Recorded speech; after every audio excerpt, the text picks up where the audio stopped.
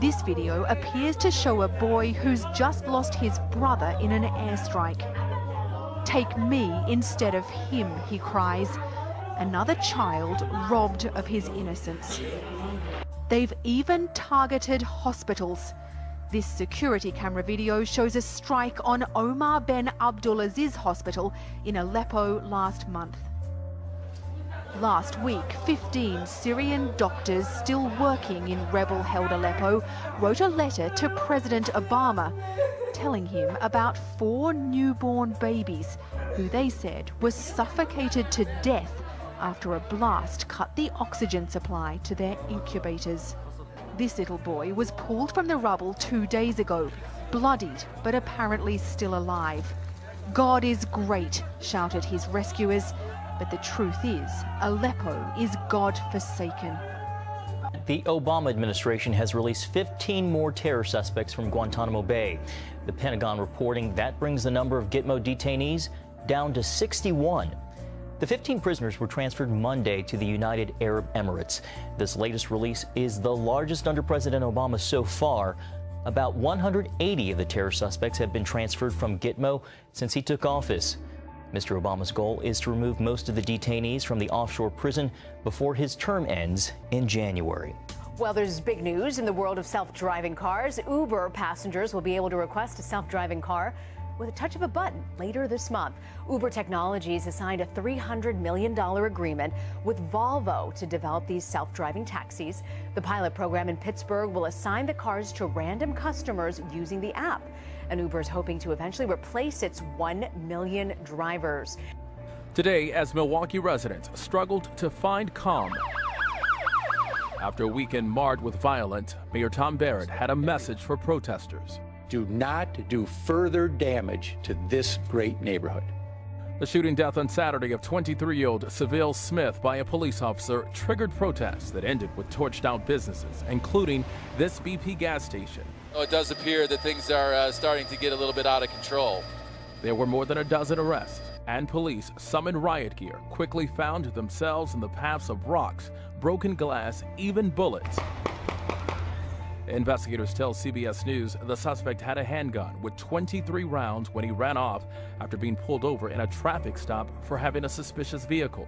When asked to drop his weapon, police say he refused. He was shot twice, once in the chest and arm. UNICEF says more than 650 children have been recruited into armed groups in South Sudan since the beginning of this year. It's calling for an immediate end to such recruitment and the unconditional release of all children. An estimated 16,000 children have been recruited in South Sudan since the conflict began in 2013.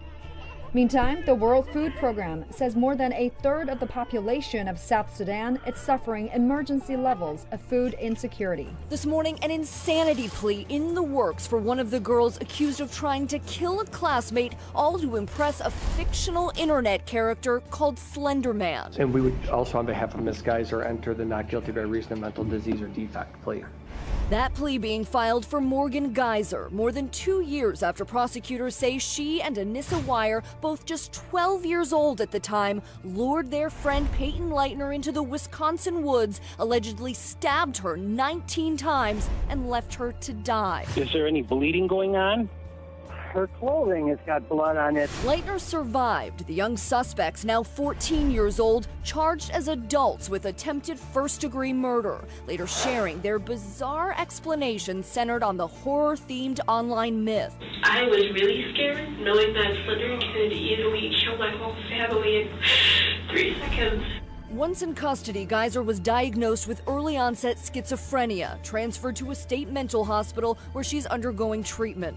The judge now ordering both girls be evaluated by 2 additional doctors. She's certainly receiving medication now, and that does change a person's functioning. They're not getting the same picture of Morgan that they would have gotten shortly after the event. Meanwhile, the victim's family writing in a statement Friday, "We fully support the efforts of the district attorney's office in the prosecution of these attempted murderers," and reiterating what they told our David Muir soon after the attack. For me, it's about making sure Peyton feels safe, that she can move on with the rest of her life.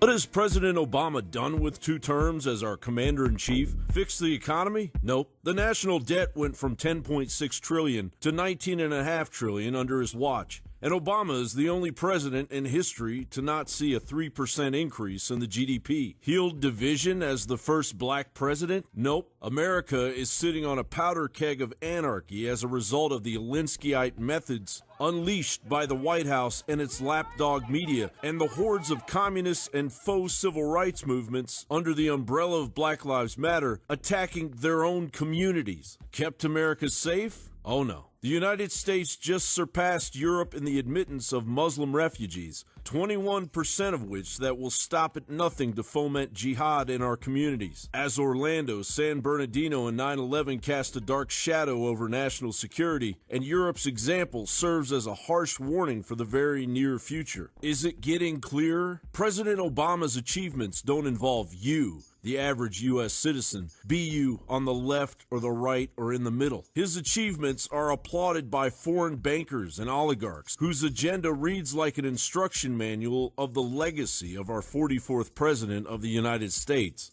Obama came up big on one of his promises. He managed to bankrupt the coal industry, a huge boon to the natural gas industry, fracking its way across America. As oil and gas production has doubled over the past 5 years, the number of earthquakes rattling Oklahoma has surged. Until 2008, the state averaged 1 to 2 quakes magnitude 3 or greater per year.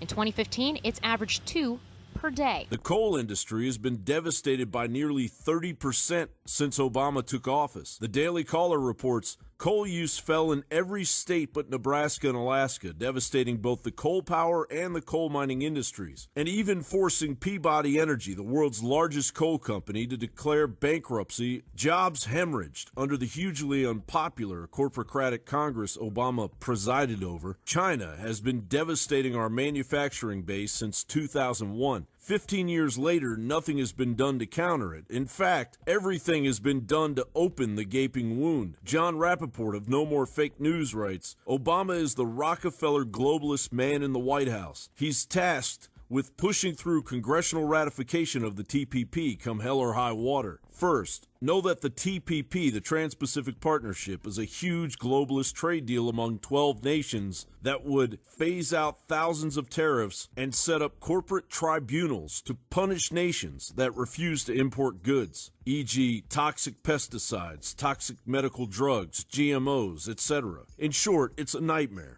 Wiping out tariffs is the cornerstone of the globalist agenda. It allows companies in industrial countries to move their factories to third world hellholes, pay slave wages, ignore environmental conditions, and then export their products back to the countries they abandoned with no tariffs, no taxes, no penalties. Meanwhile, White House mouthpiece Politico nonchalantly reports President Barack Obama is taking the fight for the Trans-Pacific Partnership trade deal to America's streets. The White House is making an all-out push to win passage of the deal in the lame duck session of Congress, organizing 30 events over the congressional recess to gin up support for the agreement. If that isn't brainwashing, I don't know what is. Simultaneously, Obama's Department of Commerce is handing over the reins of the internet in October to a multinational authority that includes China, Russia, and Iran as an olive branch of Obama's failed foreign policy after the NSA had been discovered spying on world leaders, which more than likely was the ploy all